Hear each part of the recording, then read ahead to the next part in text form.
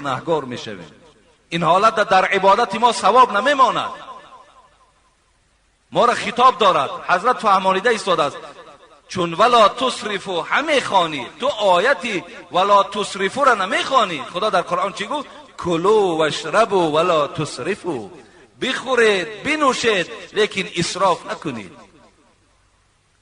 در وضو آب 1.5 من است، غسل را 4 من ز تعلیم است. صاحب 4 کتاب میگوید ببین حتی همین آب طهارت در اسلام چینک دارد. این امروز ما و شما 1 سطیل میگیریم طهارت میکنیم، لیکن حضرت میگوید 1.5 من قطی شما میتونید که با 1.5 لیتر باید که چیکار کنید؟ طهارت کنید. یا گویم با 4 لیتر آب شما باید غسل کنید. این مقصد من این نیست که شما مثال با همین 4 لیتر غسل کنید. مقصد صاحبای کتاب ببین، مقصد دین اسلام ببین که همه چیز باید چینک داشته باشد، هر یک چیز باید اندازه داشته باشد.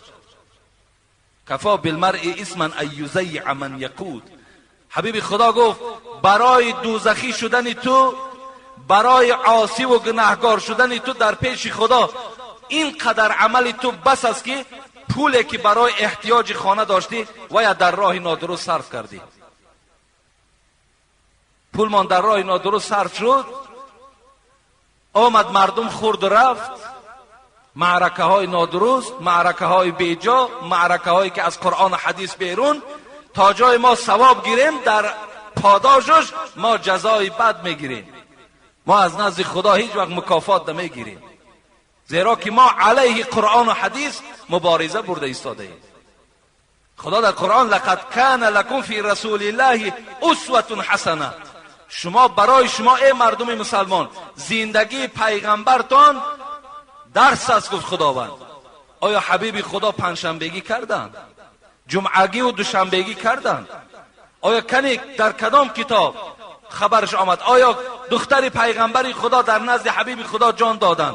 آیا برای دخترش پیغمبری خدا 3 بیگه و 7 و 40 کردند؟ نکردند. پس مادام نکرده باشند حیات پیغمبر، عمل پیغمبر برای امتاش باید درس باشد. خدا در قرآن و ما اتاکم الرسول فخذوه و ما نهاکم عنه فانتهوا، آن چیزی که محمد آورد بگیرید، از آن چیزی که من تان کرد باز ایستید. چرا باز نمیستید؟ اینها را حبیب خدا نیاورد، اینها را ما خودمان